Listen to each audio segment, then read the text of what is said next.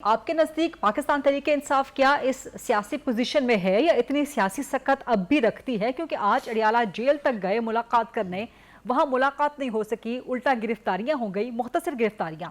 तो क्या इस सारी सूरत हाल को मद्देनजर रखते हुए मजहर अब्बास साहब, आपको लगता है कि पाकिस्तान तहरीक इंसाफ कोई एहतजाज की फाइनल कॉल दे सकेगी, कोई लॉन्ग मार्च कर सकेगी, कोई धरना दे सकेगी, डी चौक पे धरना दे सकेगी, या उनका लॉन्ग मार्च अगर होता भी है तो फिजिबल पॉलिटिकली कहां से होगा, पंजाब से या केपी से?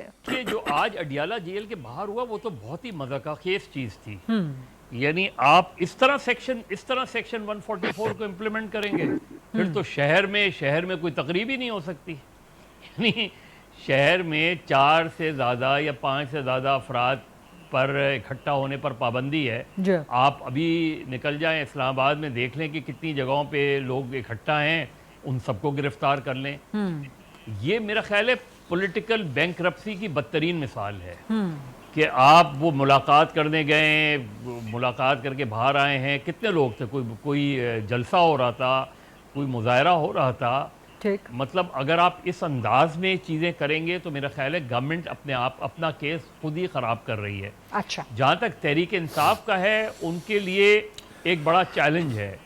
अब तक वो कोई भी पॉलिटिकल मूवमेंट बिल्ड नहीं कर पाए। ठीक है, सोशल मीडिया पे वो एक्टिव हैं, चीज़ें हैं, लेकिन हुआ ये कि जैसे सवाबी से पहले एक हाइप क्रिएट की अली अमीन गंडापुर साहब ने कि कफन बांध के हम निकलेंगे और बस पूरा मुल्क जाम कर देंगे और ये कर देंगे।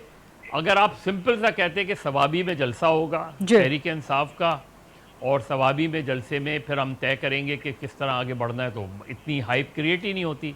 हाइप क्रिएट हुई जब आपने कहा कि बस तहरीक सवाबी के जलसे के बाद डेडलाइन दी जाएगी, सवाबी के जलसे में डेडलाइन दी जाएगी और फिर कफन बांध कर हम निकलेंगे और फिर जो है पूरा मुल्क जाम कर देंगे। और उस वक्त तक उससे जब उसके नतीजे में जब सवाबी का जलसा हुआ और कोई लाइन नहीं आई, क्योंकि देखिए ये भी जो कुछ हुआ था 9 नवंबर का सवाबी का जलसा, ये अली अमीन गंडापुर साहब ने सबसे पहले बानी पीटीआई से मुलाकात करके अडियाला जेल के बाहर आके गुफ्तगू की और उन्होंने कहा कि मेरी उनसे बात हो गई है।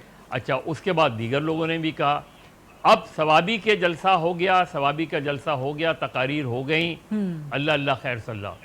अब ये बयान आया है कि तहरीक बानी पीटीआई ने कहा है कि मैं डेडलाइन दूंगा। तो यही चीज़ पहले भी की जा सकती थी। मुझे लग रहा है कि अभी भी वो उनकी ऑर्गेनाइजेशनल प्रॉब्लम्स नज़र आती हैं। वो एक हाइप क्रिएट करते हैं और उसके बाद फिर विड्रॉ कर जाते हैं। तो ये सियासी तौर पे कंफ्यूजन का और सियासी तौर पे स्ट्रैटेजी के नाकाम होने का इशारा भी देती है।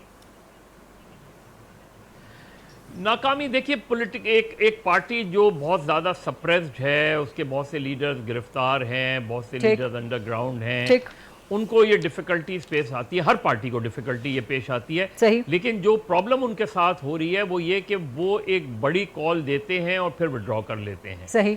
ये जो प्रॉब्लम आ रही है, ये तहरीक इंसाफ को की उस मूवमेंट को बिल्ड नहीं कर पा रही। बिल्कुल ठीक, जिसे हम पिछले कई महीनों से, बल्कि 2 साल में बिल्कुल दुरुस्त आपने मजहर अब्बास साहब इसको डायग्नोस किया है।